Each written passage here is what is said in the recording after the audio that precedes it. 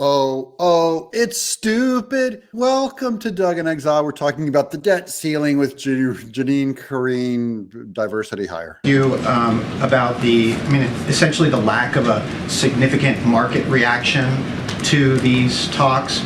There are analysts out there who feel that a market reaction could actually serve as kind of a forcing mechanism to move the sides closer together. My question is, has the lack of a market activity maybe hurt your efforts, maybe hurt the White House's bargaining position, negotiating position? So I'll say this. Yeah, the market's not responding to the threat of us hitting a debt ceiling because the Democrats have been trying to scaremonger, saying America's going to shut down in the market. Does not care. What I know and what we believe is that the American people, they understand what's going on. They understand what's at stake. And so what we are going to do is focus on them.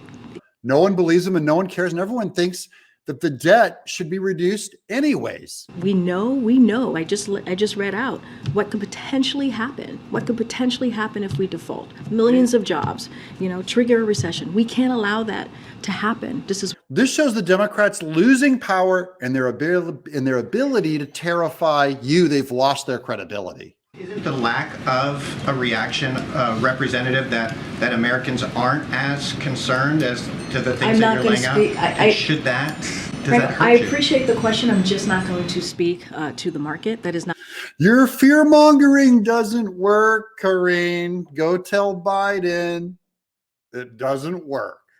He has held the line on this for a couple of months, which is Congress needs to act. They need to deal with the debt limit, just like they have done. Yeah, no one cares and no one believes you. You have presented our country with an impossible choice: devastating cuts or devastating default.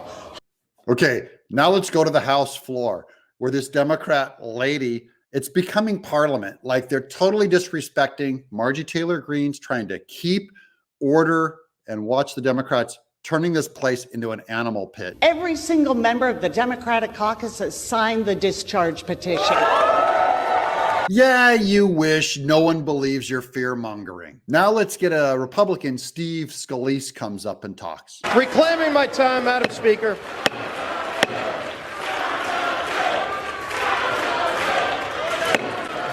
The House will be in order.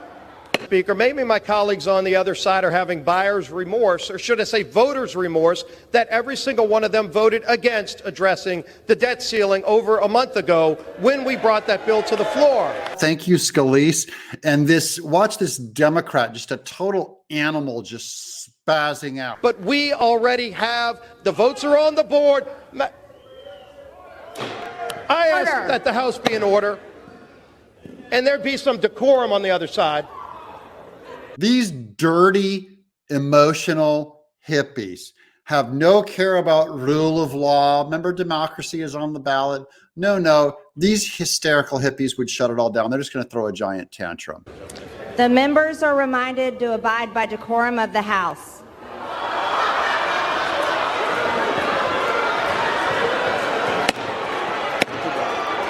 And they do not respect the gavel when it's in Marjorie Taylor Greene's hand. That means no one gets respect for that gavel because that's about a position, not a person. The House will be in order. Well, the good news is Republicans are in a good position on the debt ceiling.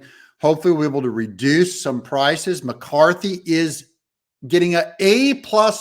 McCarthy is one of the greatest good signs on the Republican side. I'm Doug in Exile.